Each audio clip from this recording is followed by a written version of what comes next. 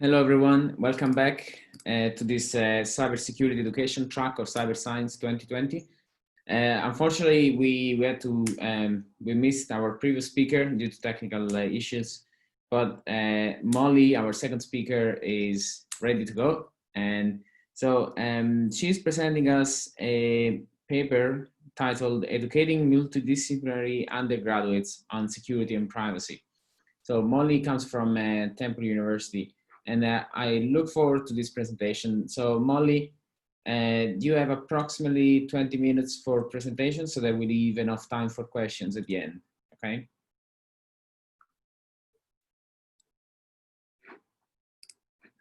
Mollie, are you, Mollie, sorry, you're on mute.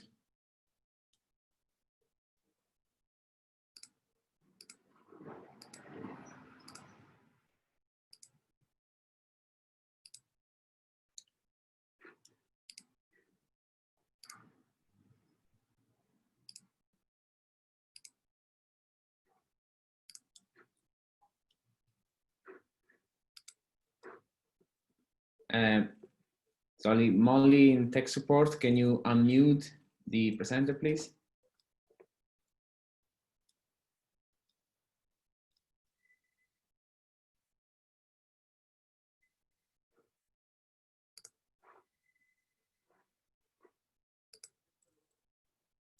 Hello?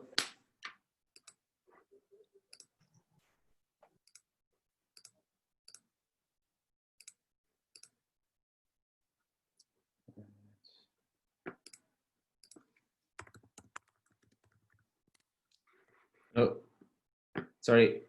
Can you hear me now? Yes, yes. I apologize. I couldn't access the mute button when I'm on the. Oh no, that's fine. No problem. Okay. So over to you. Okay. All right.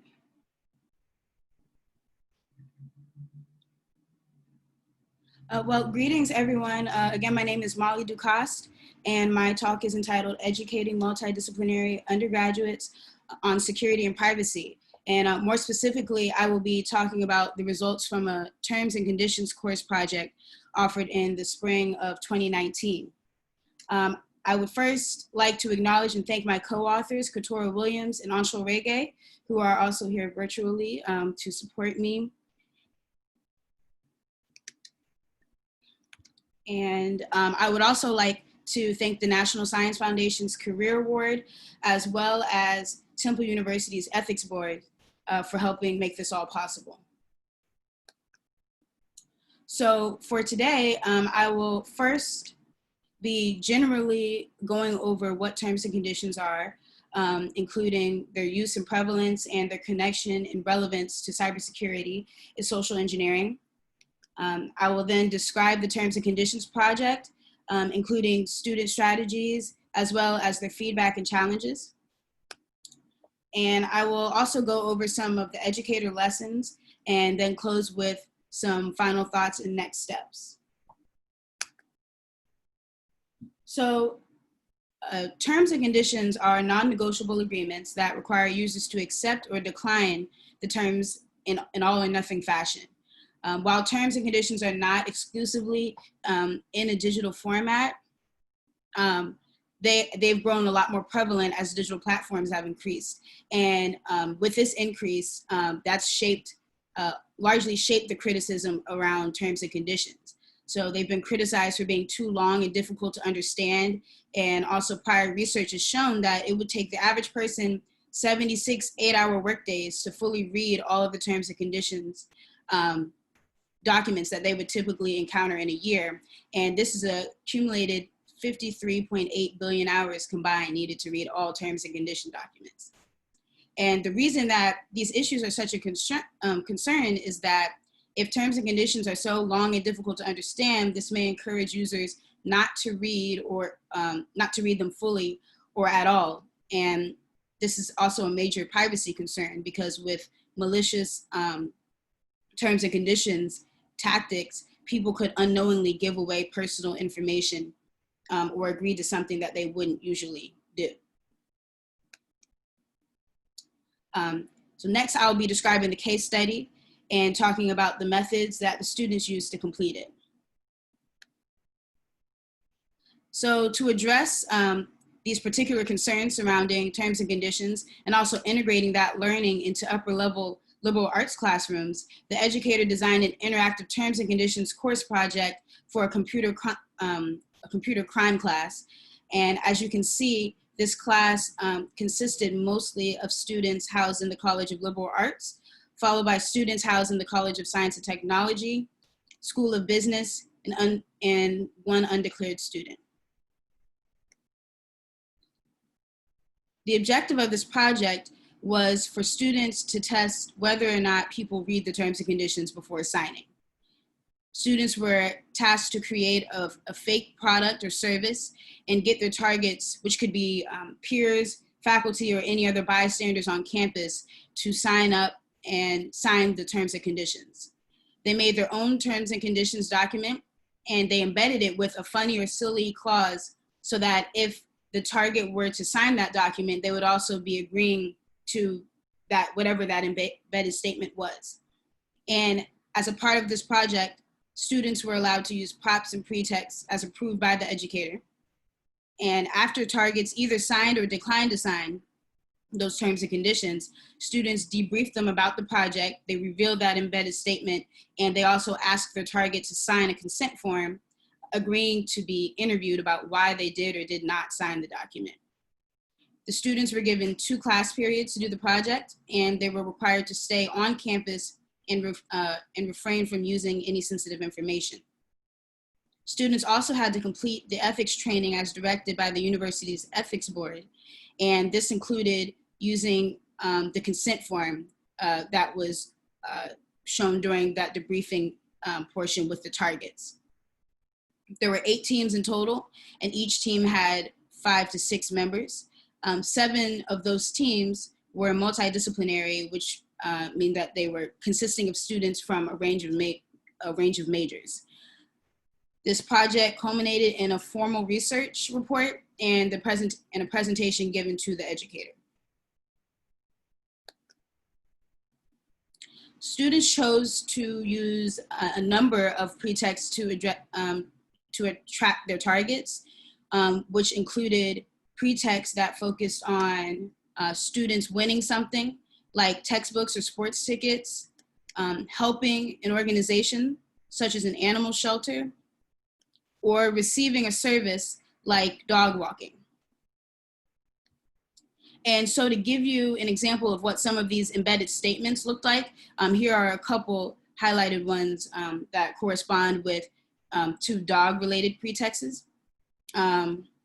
So one statement required the subject to Mollie rock, which is a popular dance move, in front of the next class. And then another one required the subject to get on all 4s and bark like a dog. So as you can see, the students were clearly having a lot of fun with this. And again, they were allowed to come up with their own embedded statements as long as they were approved by the educator. So to aid in legitimacy and getting people to sign, students also use a number of props that help to legitimize their cause. So these props included foods such as donuts or pretzels, objects or equipment such as flyers, posters, and clipboards.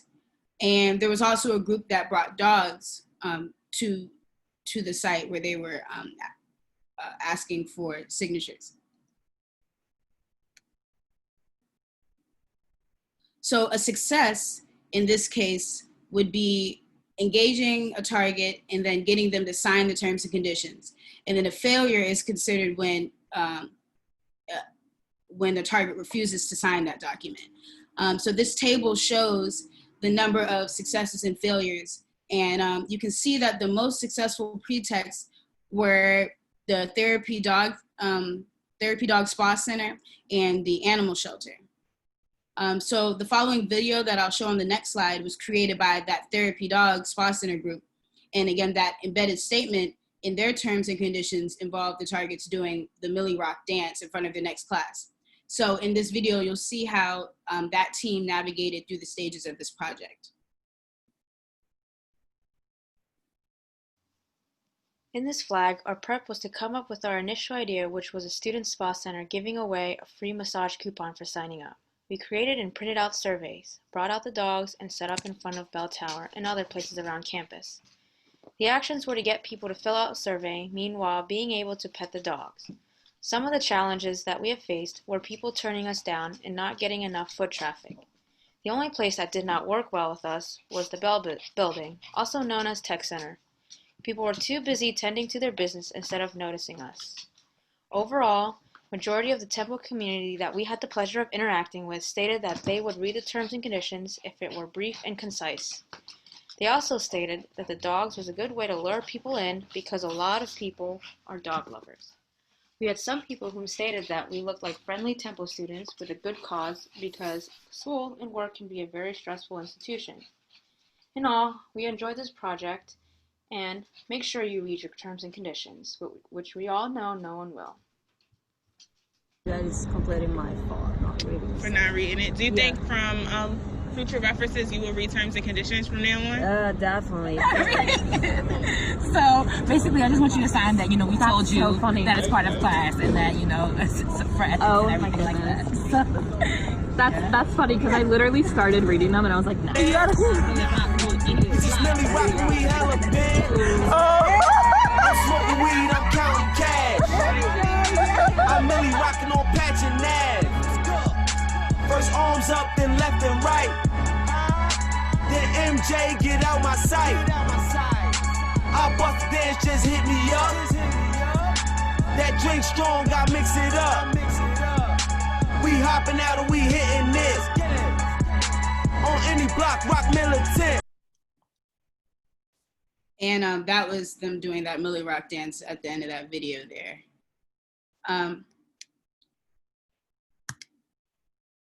So after completing all parts of the project, the professor administered a survey to the class so that the students could provide information and feedbacks about their experiences with the project. So when they were asked what they liked best about the project, students mentioned that they liked interacting with people on campus, seeing how targets did not read the terms and conditions, and the process of planning the project. One liberal arts student said, I like being able to interact with the university community outside the classroom and seeing how they responded to the project. When they were asked what they liked least, students mentioned difficulties with getting people to participate, feeling uncomfortable deceiving people, and the general amount of time and effort required to complete the project. One liberal arts student said that they did not like having to disappoint everybody by telling them that the prize was fake and that they were not actually going to win a prize. When asked what they would change, many students, they had no changes to make, but some students did suggest that a change in the length of the project and also changing the deception component and also clarifying directions. One science and technology student mentioned difficulties with standing outside in the cold, trying to get people to stop and engage with the team. So the student said, I would push it later into the semester just so that it's a bit warmer out. Students were also able to see how this project related to cybercrime and cybersecurity, with most citing how it can be easy to sign something unknowingly and compromise privacy. One liberal arts student stated that terms and conditions are seen practically everywhere now, and it's a very long and tedious document that most people do not read. So they could be signing or agreeing to something that could be dangerous or harmful to them, or it can allow for the person agreeing to the terms and conditions to have their personal information shared. Students also reported a number of challenges, including interacting with uninterested people, again, the weather, and other group-related issues. One science and technology student stated that we struggled to get people to stop and listen to us and then sign our survey and consent form. Other challenges highlighted in the presentations and reports included some unanticipated events. For example, if a pretext was underdeveloped, a group may have a hard time answering questions about their product or service, making them look like they were fake. Another thing that threatened credibility was group cohesion, being on the same page. Another challenge that came up in these reports and presentations were gender dynamics. And in this case, some of the all-male groups reported having more difficulty recruiting target. And this does fall in line with some existing research that has found that women are perceived to be more trustworthy. Additionally, getting targets to sign the consent form during debriefing was difficult. Targets had to give consent to be interviewed after the project was revealed to them. However, some did not want to sign that consent form because they had just been deceived once already. This plays into the difficulty with target emotions. And some students reported feeling bad about lying to their targets, who sometimes felt disappointed or angry once they found out about the real project. While there were an overwhelming majority of successes, meaning that most students did agree to the terms and conditions without fully reading that document, some students did refuse to sign, and I have a couple videos depicting what that looked like when a student declined to sign that terms and conditions. In this first video, one student cited his mistrust of corporations. One guy did decide to read the entire terms and conditions out loud to us to see if we were up to any funny business. After having this guy sign this consent form, we had to interview him as he was the only one who read it, and he said he did so because we can't trust corporations since they're trying to steal our money. And some other students also found the embedded statements themselves.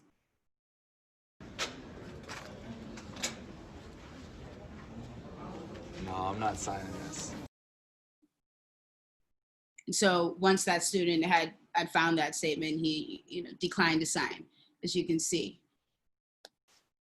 Next, I will be talking about some of the educators' lessons learned through the course of this, administering this project. So the educator came away with a number of lessons about course project design. The educator reflected on the ethics of the project, which involved other people and students not in the classroom. So the use of the university's ethics board resulted in a heavily controlled environment to ensure that everything was ethical. The educator also had to develop instructions and rubrics from the ground up. This project catered to a diverse group of students, so the educator had to appeal to students with different academic backgrounds.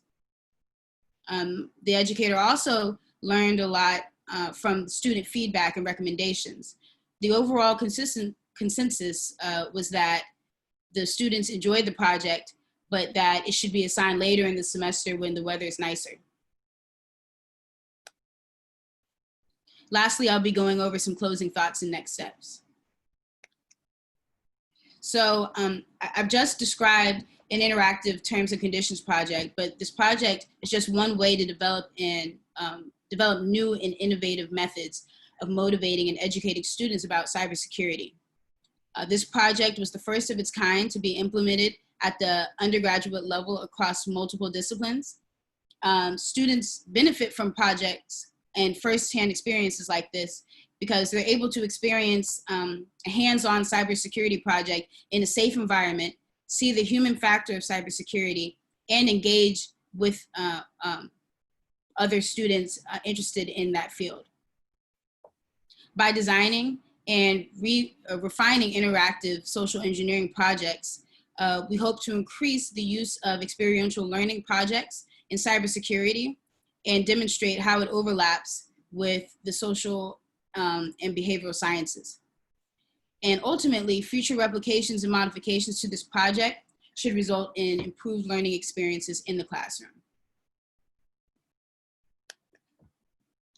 So I'd like to thank you all for your time. And if anyone is interested in further information about this particular project or would like to implement it in the classroom, the materials are available to the wider community to download for free at this website. And to date, this project has been downloaded 56 times.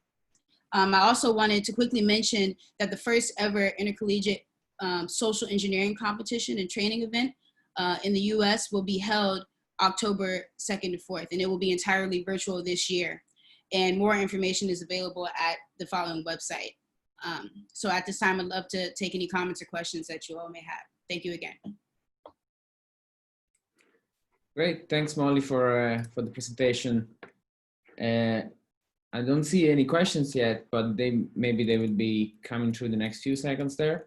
In the meantime, I would like to remind everyone that after this session, we're going to take a 30 minutes break, and then we'll be back at 4 p.m. with the keynote speech of Steven Lipner, Executive Director of SafeCode. So for the audience, if there is any question for Mollie, please type them in the Q&A feature that you see at the bottom of the screen. Yeah, there are a few questions coming through. Have you done other types of SE projects? Yes, there is a shoulder surfing course project that was also implemented in the same class, where students were asked were actually able to become targets and adversaries in shoulder surfing their classmates, trying to get a picture of their phone or laptop. And also there was a pretexting project as well, where the students were also able to learn about pretexting and cybersecurity. Okay, and then another question there. What are the current challenges with your work? The current challenges? Well, a lot of social engineering projects, it's a kind of a new thing to implement a lot of social engineering course projects, especially within experiential learning in liberal arts cybersecurity classrooms. And so it's just kind of a new thing. And so just coming up, like I had mentioned earlier, the educator in this case had to come up with the entire course project by herself and, you know, go through the ethics board's committee at the school, and you know, just coming up with fun and interactive ways to engage students in this line of work. So I think that's one major challenge. And then another question that has come through in the meantime is, what do you mean by NIST compliance? I believe NIST compliance is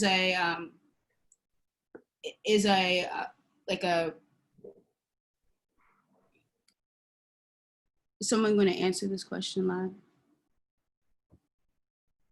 That's you, yeah. Oh, that's me. Okay, I thought I just saw something pop up.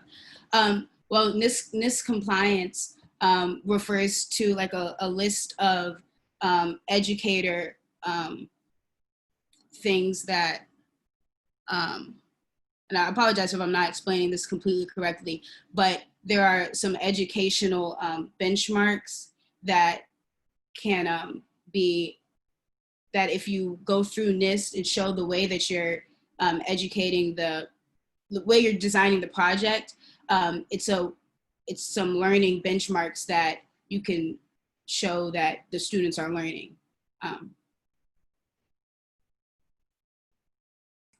Okay, super. I think we have covered all the questions that we got. So I would like to thank Mollie again for the presentation and for joining us today. And for all the attendees, please remember that after this, we're taking 30 minutes break now, and we will be back with the next keynote speech at 4 p.m. UK time. So see you in approximately 35 minutes for the keynote speech. Thank you all, and see you in a few minutes. Thanks again. Bye-bye.